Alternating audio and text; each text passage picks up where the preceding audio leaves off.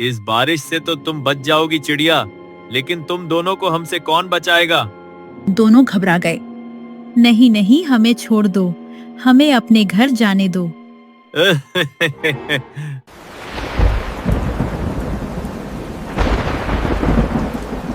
सुंदरवन जंगल में बारिश का मौसम चल रहा था। सभी पंछी अपने अपने घरों में सुरक्षित बैठे हुए थे, लेकिन उसी जंगल में एक पिंटू नाम का चील रहता था, जिसकी 2 बीवियां थीं। एक का नाम रेखा और दूसरे का नाम रूपा, लेकिन दोनों का स्वभाव बिल्कुल अलग-अलग था। रेखा बहुत ही शांत और समझदार चिड़िया थी, लेकिन वहीं दूसरी ओर रूपा बहुत ही चालाक और घमंडी चिड़िया थी। अरे सुनो, घर में अनाज थोड़े से ही बाकी है, जाओ जाकर अनाज लेकर आओ, नहीं तो कल हम सुबह क्या खाएंगे। लेकिन रूपा, बाहर जरा देखो तो कितनी जोर की बारिश हो रही है, तो भला मैं कैसे जाऊं अनाज लाने? अभी बारिश में जाऊंगा तो मैं बीमार पड़ सकता हूं। हम कल के लिए अनाज कल देख लेंगे।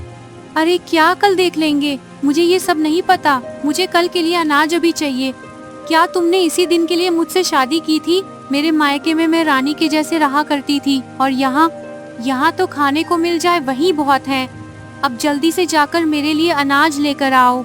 चील अपनी दोनों बीवियों से बहुत प्यार करता था, इसीलिए वो और बिना कुछ सोचे इतनी तेज बारिश में भी अनाज ढूंढने निकल पड़ा। मैं अनाज ढूंढने आ तो गया हूं, लेकिन ये बारिश बहुत तेज है और ठंडी ठंडी हवा भी चल रही है। कहीं मेरी तबीयत खराब ना हो जाए। मुझे अनाज लेकर जल्दी घर की ओर निकलना होगा। चील अनाज लेकर घर आ पहुंचा, लेकिन बारिश की वजह से वो पूरा भीग चुका था और ठंड से कांप रहा था। रूपा ने जब यह देखा कि चील तो पूरा ठंड से कांप रहा है, तो भी उसने कुछ नहीं कहा और अनाज को लेकर अंदर चली गई। लेकिन वहीं दूसरी ओर जैसे ही रेखा रूम से बाहर आई और चील को ऐसी हालत में देख घबरा कर बोली, अरे ये आपको क्या हो गया? आप तो पूरा भीग चुके हैं और आपको ठंड भी लग गई है। रुको, मैं आपके लिए सॉल लेकर आती हूँ। रेखा ने चील को सॉल से ढंक दिया और चील के लिए गर्मा गर्म काढ़ा बनाकर ले आई। आप ये काढ़ा पी लीजिए, इससे आप जल्दी ठीक हो जाओगे। चील वो काढ़ा पीकर सो गया, लेकिन रेखा को नींद ही नहीं आई। वो रात भर जागकर चील का ध्यान रख रही थी।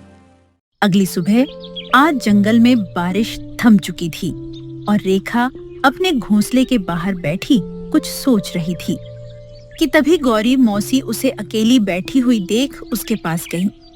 अरे रेखा, तू यहाँ अकेली बैठी बैठी क्या सोच रही है? कुछ नहीं गौरी मौसी। अरे क्या कुछ नहीं, तेरे चेहरे से साफ साफ पता चल रहा है कि जरूर कुछ बात है जो तू बता नहीं रही है। अब चल बता कि क्या बात है। कहीं वो रूपा ने तो कुछ गड़बड़ नहीं किया? उसको अपने अलावा किसी की चिंता होती भी है, सेल्फिश कहीं की। बात कुछ ऐसी है गौरी मौसी कि कल ये रात को बारिश में अनाज लाने के लिए गए हुए थे, और जब वो वापस आए तो मैंने देखा कि ये पूरा भीग चुके थे और ठंड से कांप रहे थे। अच्छा, तो ये बात है। अरे रेखा, तू बिल्कुल भी चिंता मत कर, पिंटू जल्दी ठीक हो जाएगा। तू बस उसका अच्छे से ध्यान रख। चल अब मैं भी चलती हूँ। इतना कहकर गौरी मौसी वहां से चली गई। इधर चील नींद से उठ गया था, लेकिन उसकी तबीयत में कोई सुधार नहीं हुआ, क्योंकि अब ठंड के साथ साथ उसे खांसी और बुखार भी लग गया था।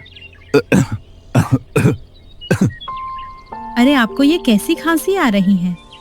तभी रूपा बोल पड़ी, तेरे में इतना सा भी दिमाग नहीं है क्या कि अब बारिश में भीगे हैं तो थोड़ी बहुत खांसी तो आएगी ही। इसमें इतना परेशान होने वाली क्या बात है? रेखा चुप हो गई और वहां से चली गई। सुनो रूपा, मुझे ठंड लगने के साथ साथ खांसी और बुखार भी हो गया है। तुम जाकर थोड़ा डॉक्टर अंकल से दवाई ले आओगी क्या? तुम्हें दिखाई नहीं दे रहा है क्या?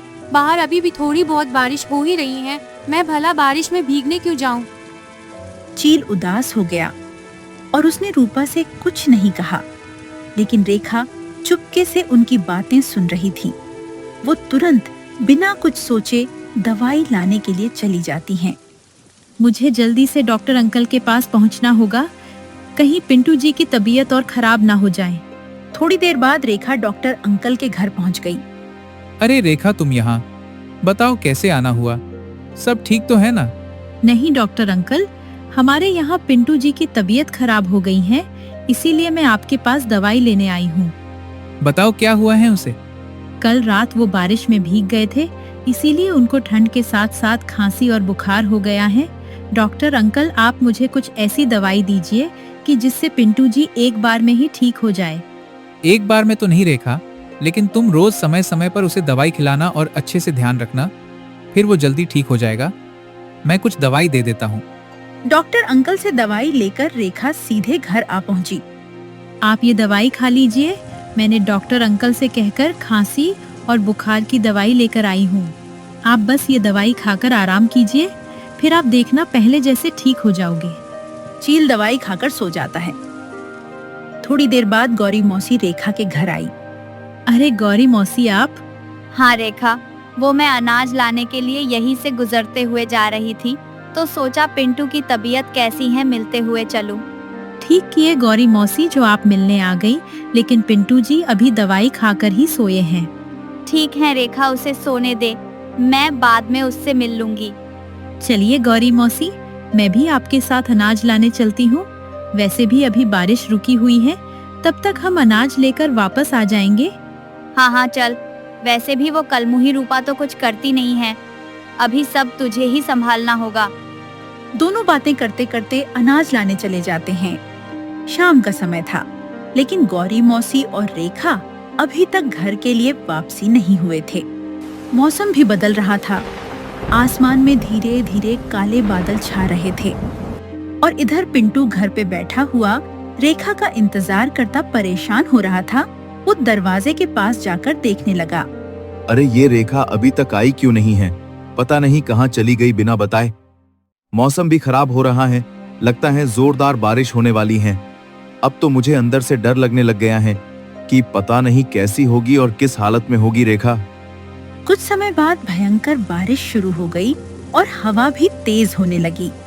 बहुत समय होने के बाद भी रेखा घर वापस नहीं आई और धीरे धीरे चील के मन में उल्टी सीधी बातें आने लगीं। अभी बहुत समय हो गया है, लेकिन रेखा वापस नहीं आई है। लगता है मुझे उसे ढूंढने जाना ही होगा। वैसे भी अभी मैं ठीक हो गया हूँ और ये जो भी हुआ है वो रेखा की वजह से ही हो पाया है। मैं उसे अकेले नहीं छोड़ सकता, मुझे उसके पास जाना ही होगा। चील बिना कुछ सोचे रेखा को ढूंढने के लिए बारिश में निकल पड़ा। वो रेखा को ढूंढते ढूंढते जंगल की गहरी छोर में आ पहुंचा था, लेकिन रेखा का कुछ भी पता नहीं चला। वो थक हार कर एक पेड़ की डाली पर जा बैठा, लेकिन वहीं थोड़ी दूर में एक गुफा था जहां हवा और बारिश से बचने के लिए गौरी मौसी और रेखा जाकर बैठे हुए थे। लेकिन उन्हें ये नहीं पता था कि वो जिस गुफा में जाकर बैठे हुए हैं, उस गुफा के अंदर सांपों की मंडली रहती है। उन दोनों की आहट सुनकर सांपों की मंडली बाहर आई। कौन हो तुम दोनों और इस गुफा में क्या कर रहे हो? अरे कलमुहे, तुझे दिखाई नहीं दे रहा है क्या? बाहर कितनी जोर की बारिश हो रही है, इसीलिए इस बारिश से बचने के लिए इस गुफा में बैठे हुए हैं। इस बारिश से तो तुम बच जाओगी चिड़िया, लेकिन तुम दोनों को हमसे कौन बचाएगा? दोनों घबरा गए। नहीं नहीं, हमें छोड़ दो, हमें अपने घर जाने दो। ऐसे कैसे जाने दूं? तुम दोनों ही तो हमारे आज के शिकार हो। बस थोड़ी देर और फिर मैं तुम दोनों को जिंदा निगल जाऊंगा। और तू कब से इन लोग के साथ रहने लग गई चिल्ली? तू तो शिकारी चील की प्रजाति से है। एक काम क्यों नहीं करती? तू भी मेरी टीम में शामिल हो जा, फिर तुझे भी अच्छा खासा मांस खाने को मिल जाएगा। हम सब इस चिड़िया को मार गिराएंगे। तू सभी को अपने जैसा समझ के रखा है क्या रे? तूने सुना नहीं है क्या, जैसा संग वैसा रंग? अच्छा, तो ये शिकारी चिली तुम जैसों के साथ रह रहकर घास फूस खाने लगी है। मैं तुझे लास्ट मौका देता हूँ चिली, अगर मेरी टीम में आएगी तो तुझे भी मांस खाने को मिलेगा। अगर तूने ये मौका ठुकराया तो फिर इसके साथ साथ मैं तुझे भी निगल जाऊंगा। मैं भी तुझे लास्ट चांस दे रही हूँ। देख, तू भी सीधे सीधे अपने रास्ते निकल ले, नहीं तो तेरा क्या असर होगा वो तुझे पता ही है। उन दोनों के बीच गुस्से और बदले का माहौल गर्म होने लगा। लेकिन कोई भी पीछे हटने को तैयार नहीं था। और देखते ही देखते सांप और चिल्ली के बीच लड़ाई शुरू हो गई और चिल्ली ने अपनी चोंच की मदद से उस सांप को मार गिराया। ये सब देख सांप के बाकी सारे मंडली भी वहाँ से भाग गए। बहुत बढ़िया, चल अब हम भी घर की ओर निकलते हैं। दोनों घर की ओर जाने के लिए निकल पड़ते हैं और थोड़ी दूर जाने के बाद वो दोनों पिंटू चील को देख लेते हैं। अरे रेखा, वो देख पिंटू, चल उसके पास जाते हैं। दोनों चील के पास चले गए।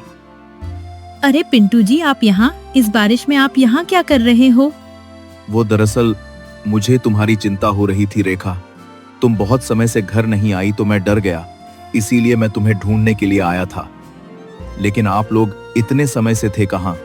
अरे पिंटू, हम दोनों इस हवा और बारिश से बचने के लिए एक गुफा में जा बैठे, लेकिन वहाँ सांपों की मंडली रहती हैं, जो हम पर हमला करने लगी। लेकिन रेखा ने उनको अच्छे से सबक सिखाया। अब डरने वाली कोई बात नहीं है। चलो अब हम भी घर की ओर निकलते हैं। तीनों बातें करते करते घर के लिए निकल पड़े। थोड़ी देर बाद तीनों घर पहुंच आए। घर पहुंचकर चील ने दरवाजा खटखटाया, लेकिन रूपा ने जानबूझकर दरवाजा नहीं खोला। वो अंदर से ही आवाज देने लगी।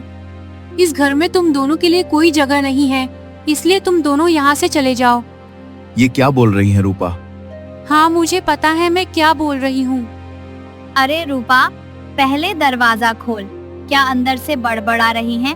तू चाहती है हम लोग बारिश में भीगते खड़े रहे? रूपा ने धीरे से दरवाजा खोला और सबको अंदर ले लिया। देख रूपा, हमें पता है तेरा स्वभाव थोड़ा अलग है, लेकिन तू जरा अपना स्वभाव थोड़ा सा बदल कर देख। तेरा ये छोटा सा परिवार और भी सुंदर ना हो जाए तब बोलना। यहाँ सब तेरे अपने ही हैं। अपने अंदर से जरा मनमुटाव को हटाकर देख। रूपा को अपनी गलती का एहसास होने लगा। आप सब मुझे माफ कर दीजिए। मैंने सिर्फ अपनी ही भलाई देखी। मैं ये भूल गई थी कि सबको साथ लेके चलने में ही असली खुशी है। अब सब खुशी खुशी साथ में रहने लगे।